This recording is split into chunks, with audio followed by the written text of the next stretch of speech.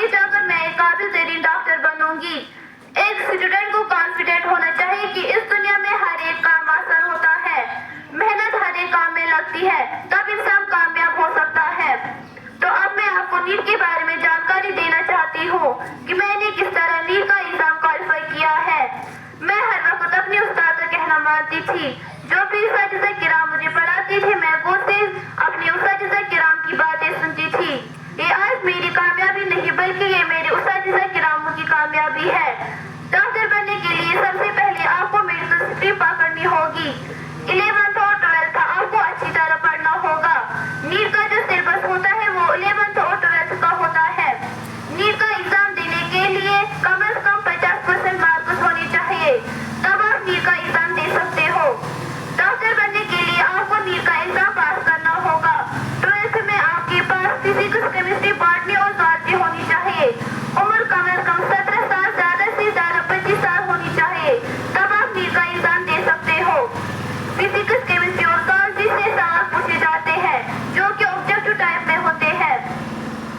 ہر subject سے 55 سوال نکالے جاتے ہیں، مطلب کہ آپ سے 180 سوال کا پیپر دیا جاتا ہے اور ہر سوال کے 4 مارکس ہوتے ہیں اور یہ ٹوٹل 720 مارکس بن جاتے ہیں اور اس سوال کو غلط جواب دینے پر 1 مارکس کاٹ لیا جاتا ہے۔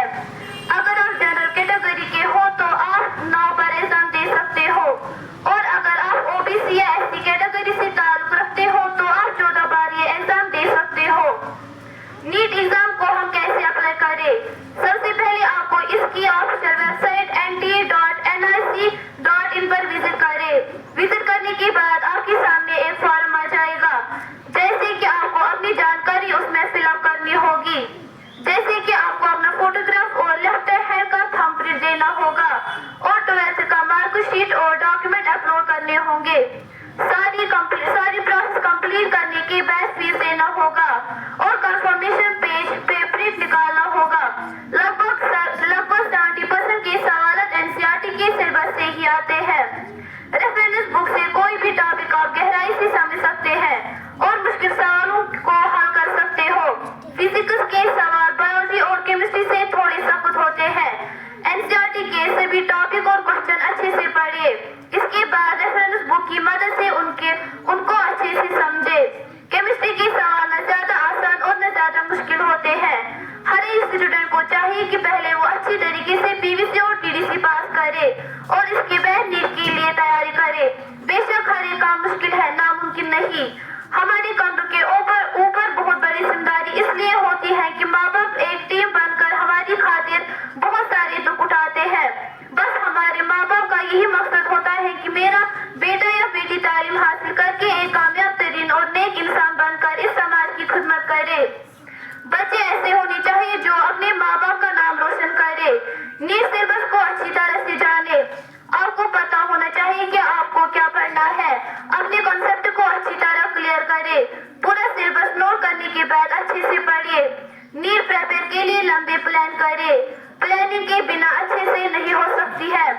آپ ڈیلی بیس پر کیا پڑھے اور کتنا پڑھے، پریپریشن کب کمپلیٹ ہوگی، کون سے دن کون سا سبجیکٹ پڑھیں گے، اہم ٹاپک کو جانے۔ اس طرح آپ نیٹ کا ایگزام کوالیفائی کر سکو گے۔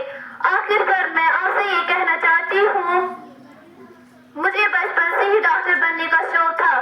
دن گزرتے گزرتے میرا شوق بھی بڑھتا گیا۔ اس کی وجہ یہ ہے کہ میرے استاد مجھے ہر دن یہ کہتے تھے، جب ہماری صحت کبھی خراب ہوتا تھا تو ہم ڈاکٹر کے پاس جاتے تھے تو میرے استاد مجھے یہ کہتے تھے کہ آگے جا کر آپ کو بھی ایک ڈاکٹر بننا ہوگا، تو میرا کانفیڈنس بڑھ جاتا تھا۔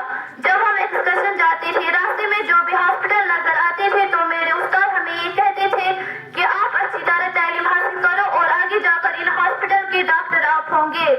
اس قوم کی مستقبل آپ ہے۔ میں اپنے اساتذہ کرام کا دل سے شکر گزار ہوں جنہوں نے ہمیں دل سے پڑھایا اور اللہ تعالیٰ سے یہی دعا مانگتی ہوں کہ میرے استاد ہمیشہ خوش اور سلامت رہے۔